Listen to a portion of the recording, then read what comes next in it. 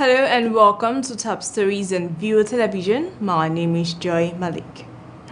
Operatives of the Edo State Police Command have killed 6 suspected kidnappers who engaged them in a gun duel in Benin, Edo State. Now, in a statement by its spokesperson, SP Benlo Kotonguks, the command said that the kidnappers were part of a notorious gang terrorizing Benin, Lagos bypass. Luck ran out of the suspected kidnappers while trying to whisk away passengers of an 18-seater bus they intercepted traveling from Lagos to the east. Now, meanwhile, all the passengers on board were rescued unhurt, provided and asked to continue their journey. Bush combine is ongoing to arrest other fleeing gang members. The Inspector General of Police, Usman Baba, has said that policemen who have been on the same rank since 2017 would be promoted in the next 24 hours. The IGP, who said he was concerned about police welfare, added that commissioned officers from the rank of Assistant Superintendent of Police to Chief Superintendent of Police, as well as the rank and file, would be elevated. Addressing officers and men of Zone 7 headquarters, Abuja, during his familiarization visit and inauguration of projects, Baba cautioned police officers and other security agencies to be mindful of who they associate with.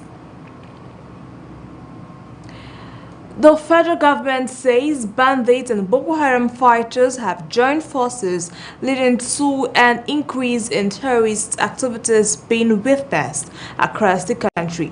The Minister of Defense, Major General Bashir Magaji, disclosed this while briefing journalists after the week's virtual Federal Executive Council meeting presided over by President Muhammadu Buhari. He states that the attacks on the Abuja-Kaduna train and rail track and other recent attacks in the north were carried out by joint forces of bandits and Boko Haram members working in unison. The National Human Rights Commission has said it received over 1.7 million sexual and gender-based violence complaints in 2021. Now, this was revealed by NHRC Director, Women and Children Department, Harry Obe. The official also condemned the controversial death of the late populist gospel artist Osinachi Wanchiku and urged persons in abusive relationships to speak up. Obe spoke alongside Minister of Women Affairs Pauline Tallinn, who said she almost cried when Osinachi's children narrated their late mother's ordeal in the hands of their father, Peter Wanchiku, who is now in police custody.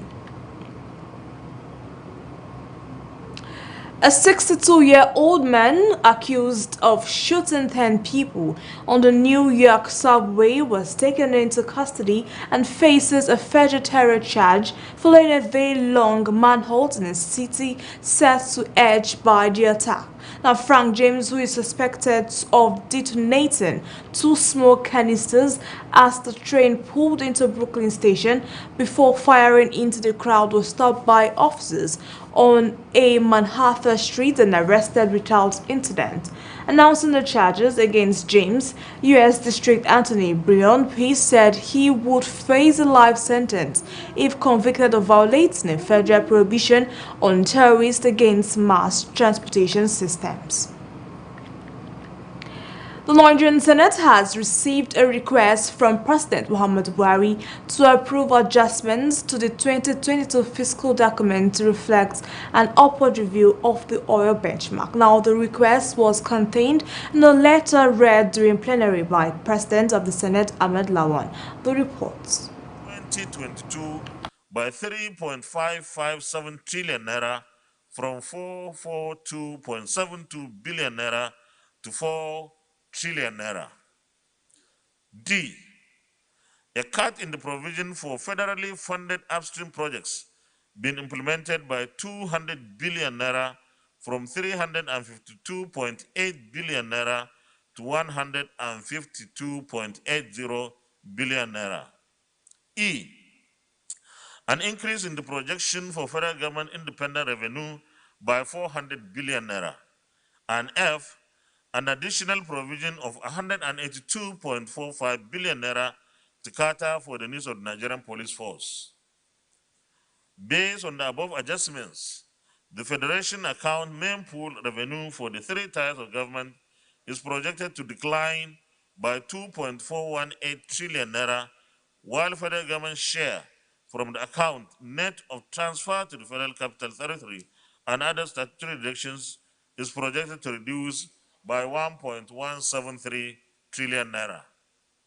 However, the amount available to fund the federal government budget is projected to decline by 772.91 billion naira due to the increase in the projection for independent revenue operating surplus remittance by 400 billion naira.